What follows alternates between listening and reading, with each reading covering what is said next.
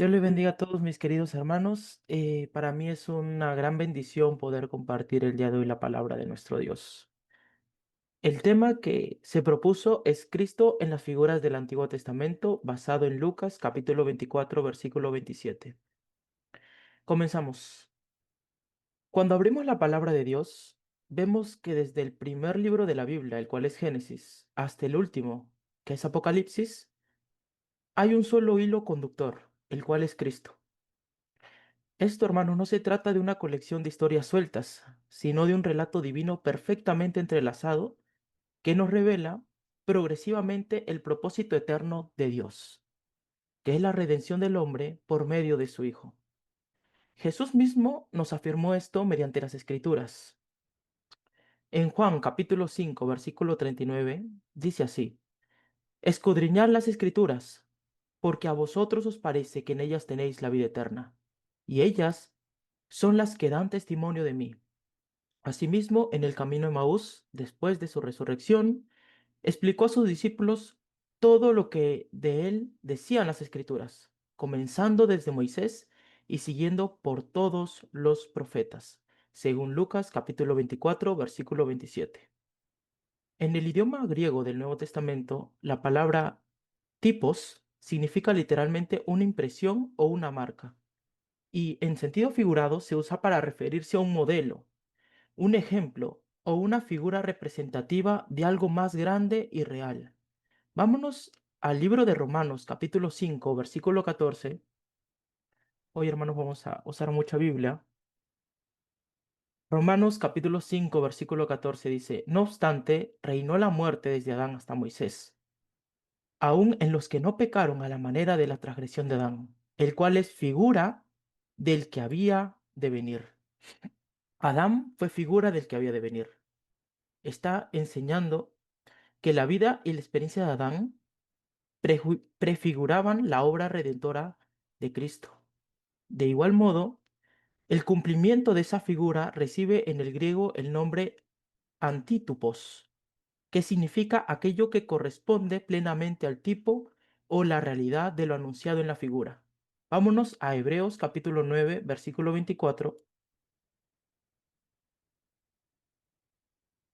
Hebreos capítulo 9, versículo 24 dice: Porque no entró Cristo en el santuario hecho de mano, figura del verdadero, sino en el cielo mismo, para presentarse ahora por nosotros ante Dios. En otras palabras, el tipo es la sombra, el antítipo es la sustancia. El Antiguo Testamento contiene el modelo divinamente inspirado, y Cristo es la realidad a la que todas ellas apuntan. Por eso, el propósito de este estudio es contemplar cómo Cristo fue revelado en las personas, los objetos y las instituciones del Antiguo Testamento. Y comenzaré mostrando cómo Dios, desde los primeros hombres, fue dejando huellas proféticas de su Hijo. Cada personaje escogido refleja una faceta del Salvador: su obediencia, su sacrificio, su poder, su intercesión o su resurrección. Ya que después de todo, el Nuevo Testamento está oculto en el Antiguo, y el Antiguo se revela en el Nuevo. Así que, hermanos, al ver a Cristo en las figuras del pasado, comprendemos que toda la historia bíblica converge en una sola persona, Jesucristo, el cual es el mismo ayer, hoy y por los siglos, como dice Hebreos capítulo 13, versículo 8. Ahora que hemos entendido que toda la Biblia habla de Cristo, comencemos observando cómo Dios lo reveló primeramente a través de personas. Porque antes de venir en carne, el Señor ya se reflejaba en hombres escogidos como figuras de su carácter y de su obra. Primero, Adán. Adán fue el primer hombre creado a imagen y semejanza de Dios. Vámonos al libro de Génesis, capítulo 1, versículo 26 y 27. Génesis capítulo 1, versículos 26 y 27 dice así: Entonces dijo Dios: Hagamos al hombre a nuestra imagen, conforme a nuestra semejanza, y señoree en los peces del mar, en las aves de los cielos, en las bestias, en toda la tierra y en todo animal que se arrastra sobre la tierra. Y creó Dios al hombre a su imagen. A imagen de Dios lo creó. Varón y hembra los creó. Adán fue puesto en el huerto del Edén con autoridad, comunión con Dios y propósito. Pero al desobedecer, introdujo el pecado y la muerte en toda la humanidad. Como dice Romanos capítulo 5, versículo 12. Romanos capítulo 5, versículo 12. Por tanto, como el pecado entró en el mundo por un hombre, y por el pecado la muerte, así la muerte pasó a todos los hombres, por cuanto todos pecaron. Aún así, el apóstol Pablo declara que Adán fue figura del que había de venir en Romanos 5:14. Cristo es llamado el segundo Adán, porque vino a restaurar lo que el primero arruinó. Porque dice en Primera de Corintios capítulo 15, versículo 22, porque así como en Adán todos mueren, también en Cristo todos serán vivificados. Donde el primer hombre cayó ante el árbol del conocimiento, el segundo fue clavado en la cruz, venciendo el pecado y la muerte. Vámonos a Filipenses capítulo 2, versículo 8 al 9, que dice así la palabra de Dios. Filipenses capítulo 2, versículos 8 al 9. Y estando en la condición de hombre, se humilló a sí mismo, haciéndose obediente hasta la muerte y muerte de cruz. Por lo cual Dios también le exaltó hasta lo sumo y le dio un nombre que es sobre todo nombre. Todo esto lo resume Romanos capítulo 5 versículo 19, que dice, por la obediencia de un hombre, por la desobediencia de un hombre, perdón, los muchos fueron constituidos pecadores. Así también, por la obediencia de uno, los muchos serán constituidos justos. En Cristo, la historia de la humanidad tiene un nuevo comienzo. Si en Adán heredamos la caída, en Cristo heredamos la vida eterna. Él es el origen de una nueva creación. Vámonos a Segunda de Corintios capítulo 5, versículo 17 para respaldar esto último mencionado. De modo que si alguno está en Cristo, nueva criatura es. Las cosas viejas pasaron, he aquí, todas son hechas nuevas.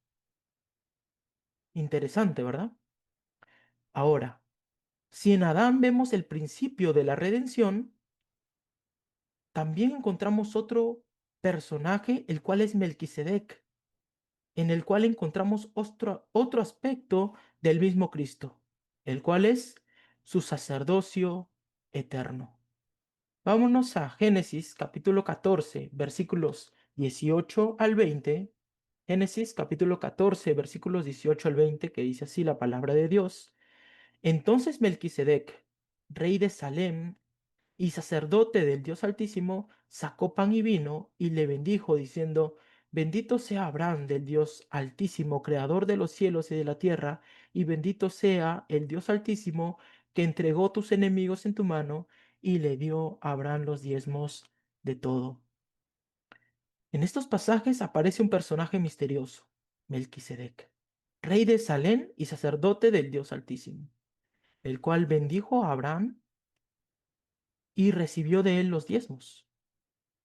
No se menciona su genealogía, su nacimiento ni su muerte, lo que lo convierte en un símbolo de eternidad.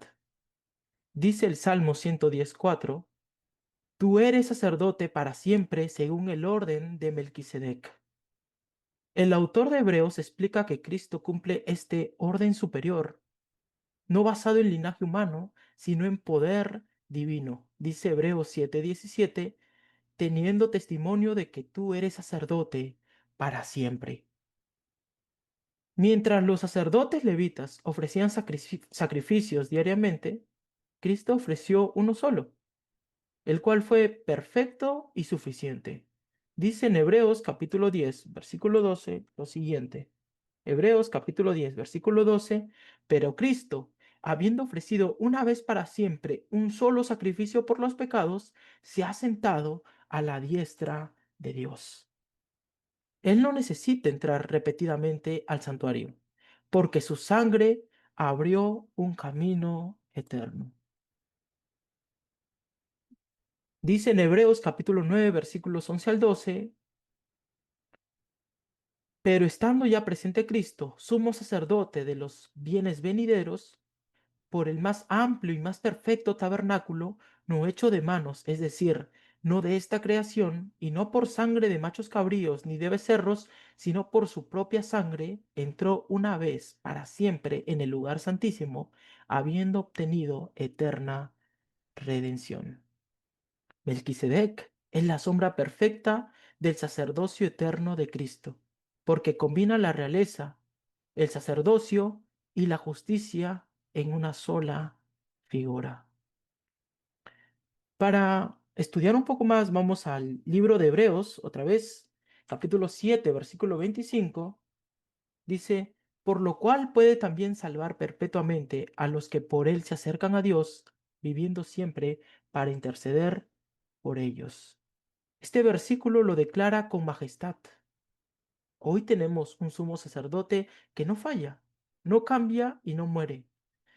Él intercede por nosotros ante el Padre. No se basa en mis méritos, en nuestros méritos, sino en su sacrificio perfecto. Nuestra seguridad descansa a final de cuentas en en el sacerdocio eterno de Cristo. Pero Dios no solo quiso mostrarnos a Cristo como sacerdote, también lo reveló como profeta y mediador a través de Moisés. En Deuteronomio capítulo 18, versículo 15, Dios prometió, profeta de en medio de ti, de tus hermanos, como yo, te levantará Jehová tu Dios, a él oiréis.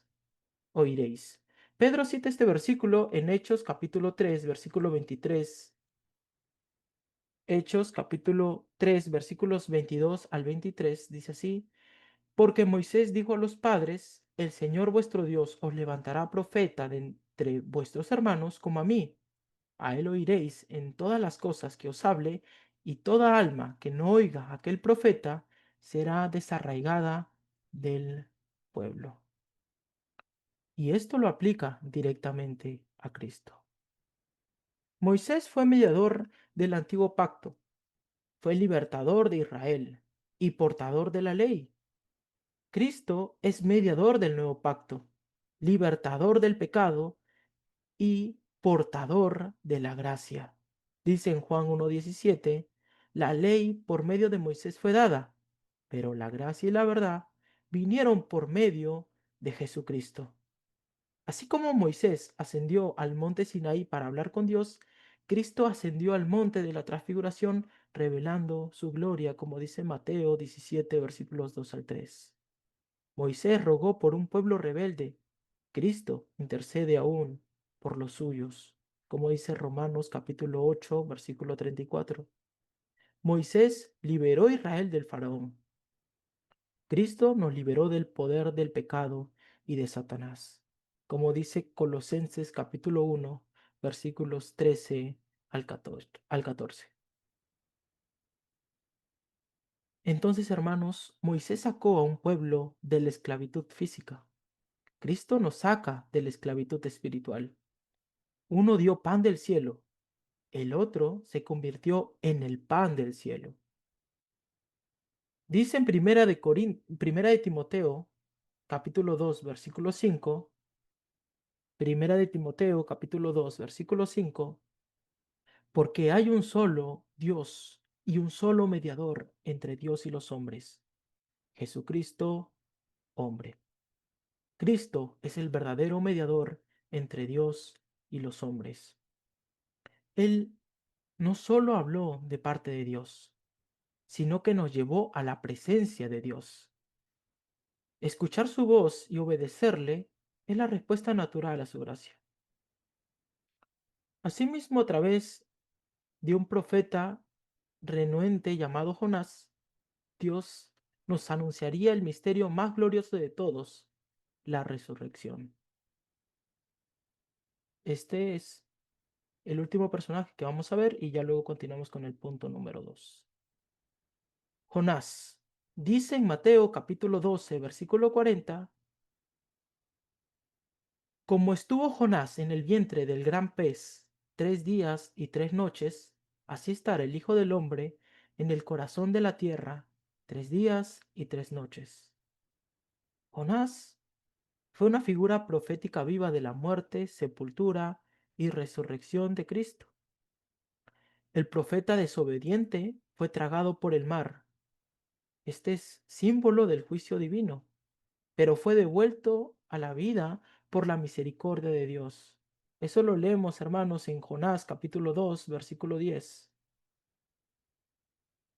Jonás capítulo 2, versículo 10 dice así: y mandó Jehová al pez y vomitó a Jonás en tierra. Cristo voluntariamente se entregó a la muerte, pero el Padre lo levantó con poder.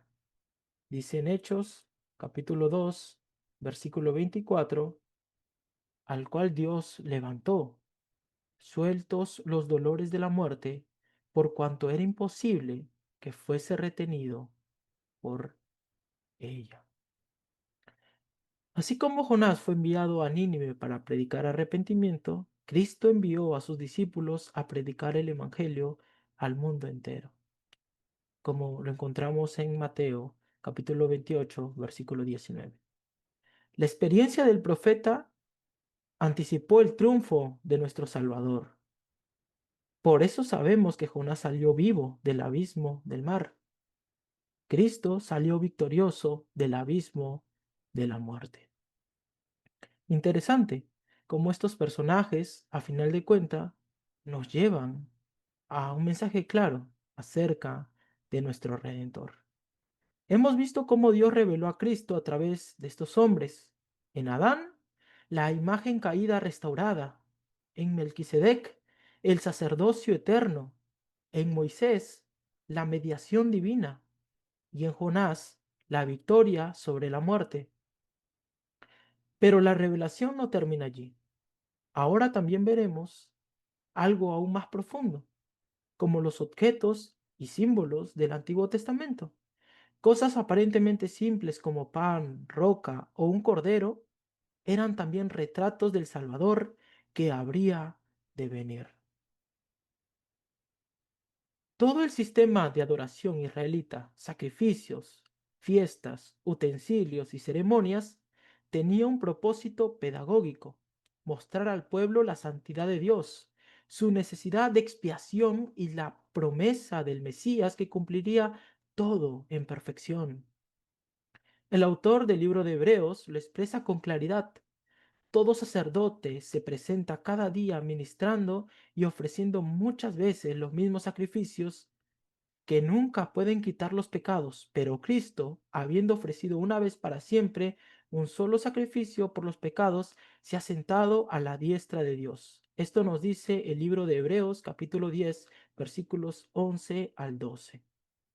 Entonces, en cada símbolo, Cristo estaba escondido, esperando su manifestación en la plenitud de los tiempos. Un claro ejemplo es el con el Cordero Pascual. Esto lo encontramos en Éxodo capítulo 12. Aquí encontramos la noche de la liberación de Egipto. Cada familia debía tomar un cordero sin defecto, debía sacrificarlo y colocar su sangre en los dinteles de la puerta. Dice, vamos al libro de Éxodo capítulo 12, versículo 13.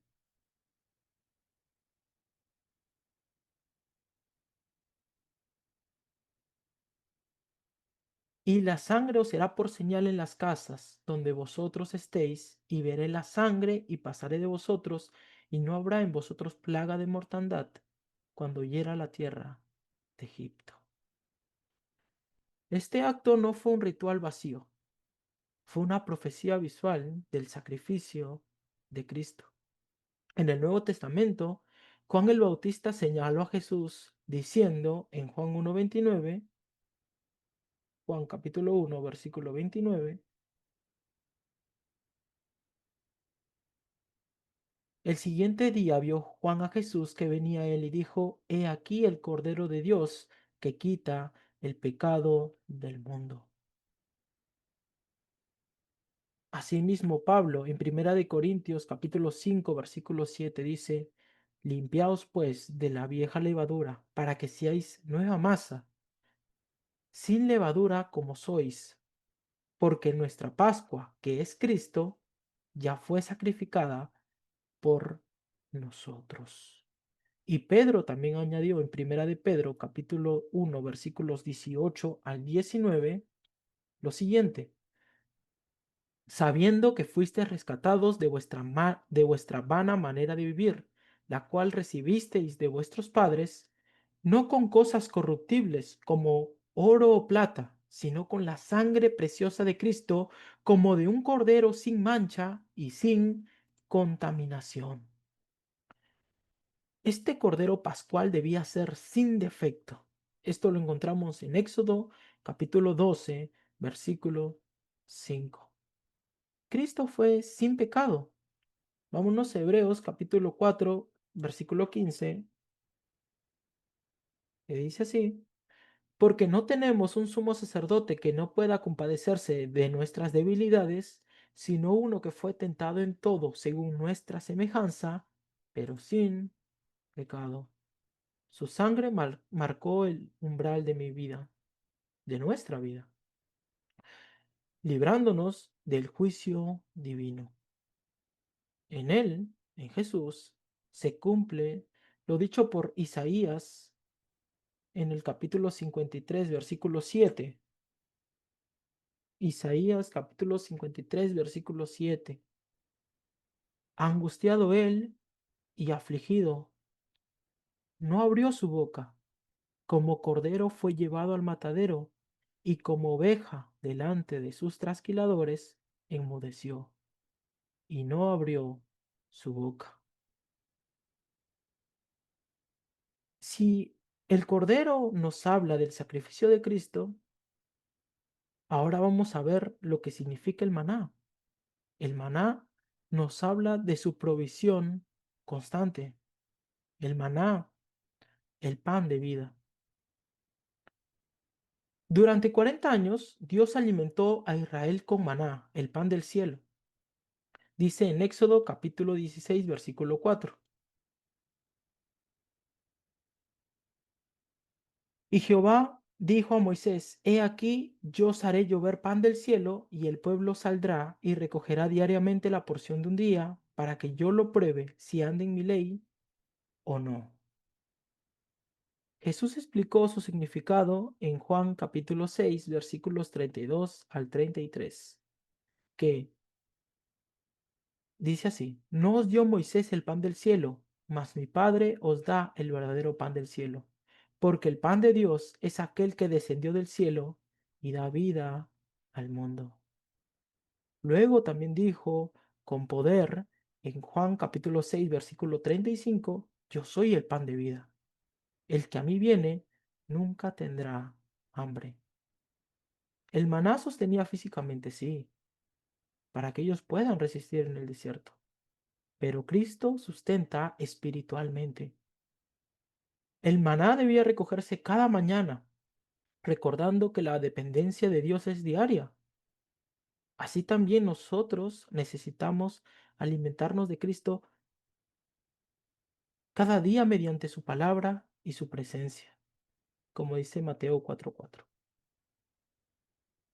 Asimismo, cuando el pueblo tuvo sed, Dios les mostró otra figura, una roca herida, símbolo de Cristo, de quien fluye la vida. Aquí la roca es Cristo, representando la fuente inagotable de vida eterna. Dice en Éxodo capítulo 17, versículo 6,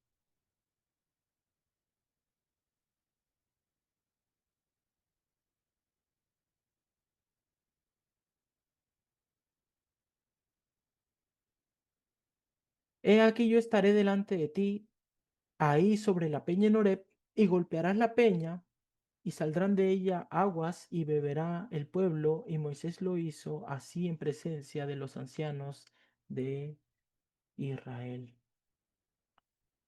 El pueblo de Israel tuvo sed, y Dios dijo a Moisés, golpea la roca, y saldrán de ellas aguas. Pablo interpreta este episodio diciendo en Primera de Corintios capítulo 10 versículo 4: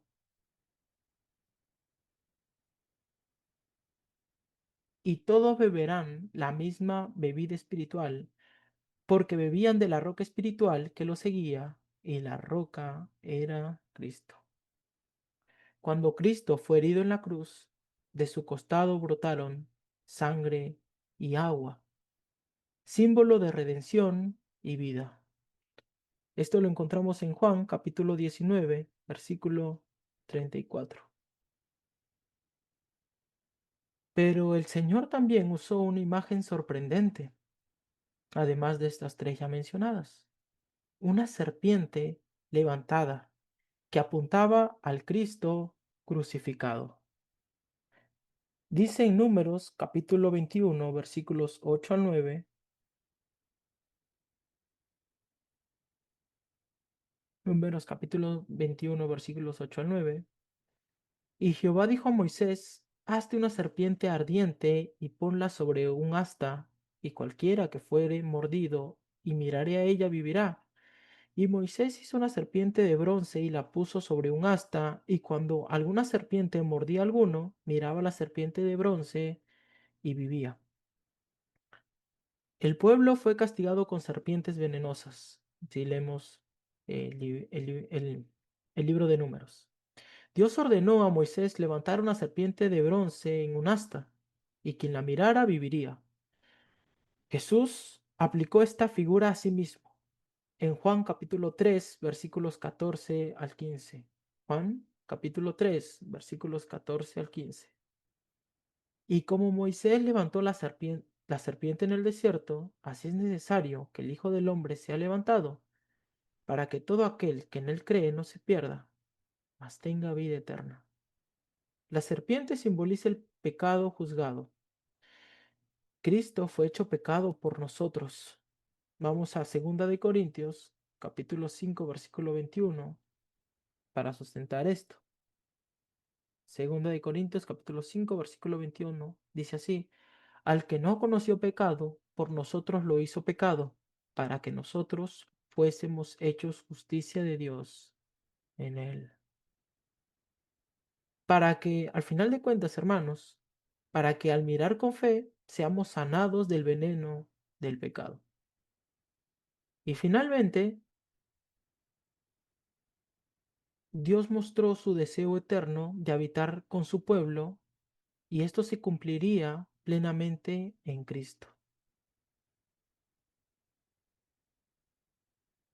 En Éxodo capítulo 25, versículo 8, vamos a leer lo siguiente.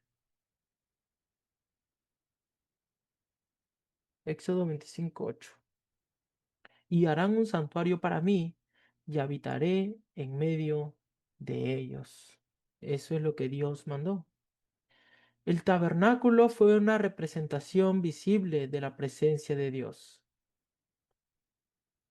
En Juan capítulo 1, versículo 14, nos enseña también un poco más acerca de esto. Juan capítulo 1, versículo 14. Y aquel verbo fue hecho carne y habitó entre nosotros, y vimos su gloria, gloria como del unigénito del Padre, lleno de gracia y de verdad.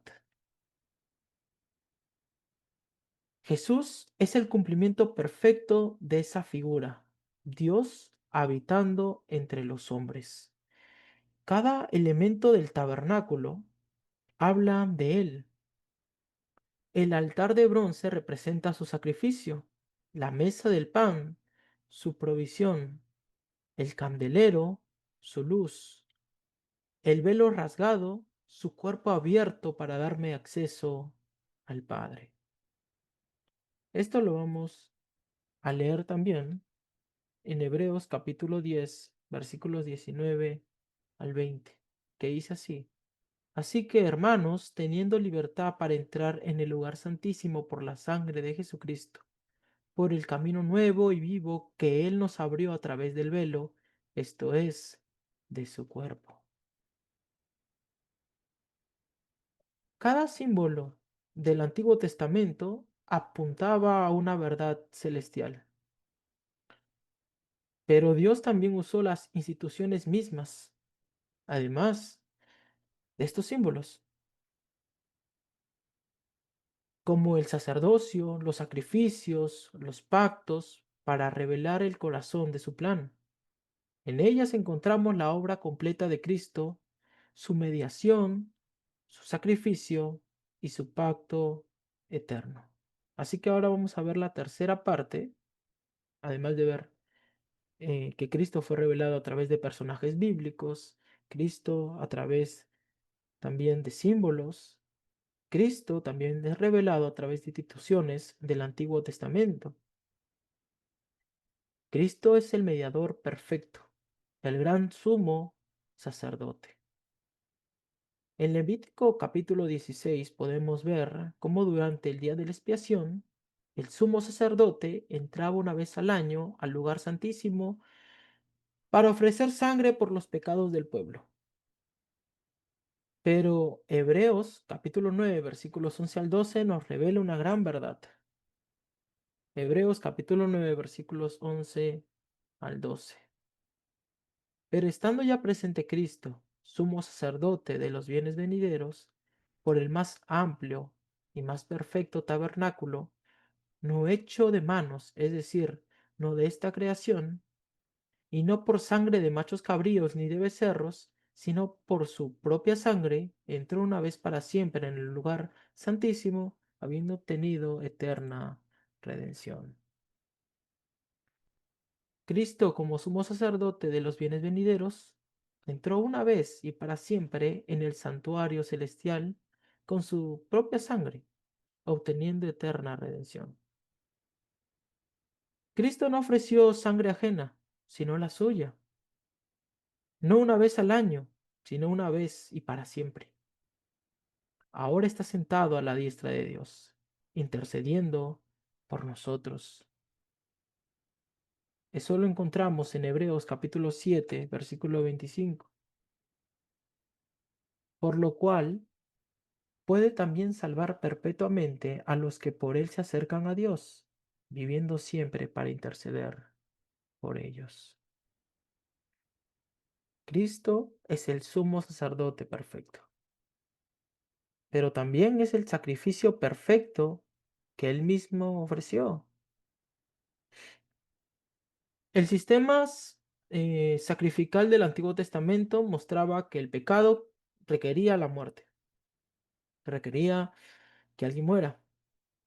Dice en Levítico capítulo 17, versículo 11, Levítico capítulo 17, versículo 11, porque la vida de la carne en la sangre está, y yo os la he dado para hacer expiación sobre el altar por vuestras almas, y la misma sangre hará expiación de la muerte. Pero aquellos sacrificios no podían quitar el pecado de forma definitiva, por eso se hacía una vez al año. En Hebreos capítulo 10, versículo 1, nos enseña que la ley tenía sombra de los bienes venideros. Hebreos capítulo 10, versículo 1, dice así, porque la ley, teniendo la sombra de los bienes venideros, no la imagen misma de las cosas, nunca puede. Por los mismos sacrificios que se ofrecen continuamente cada año, hacer perfectos a los que se acercan. Cristo ofreció el sacrificio supremo, él mismo. Cuando dijo en Juan capítulo 19, versículo 30, dice así, cuando Jesús hubo tomado el vinagre, dijo, consumado es. Y habiendo inclinado la cabeza, entregó el Espíritu. Consumado es. Por una sola ofrenda hizo perfectos para siempre a los santificados, esto es, a los hijos de Dios. En Hebreos capítulo 10, versículo 14. Este sacrificio nos dio origen a que nosotros podamos acceder a una nueva relación con Dios, que es el nuevo pacto. Y este nuevo pacto fue sellado con la sangre de Cristo. El profeta Jeremías anunció en Jeremías capítulo 31, versículos 31 al 33. Jeremías capítulo 31, versículos 31 al 33, de la siguiente manera.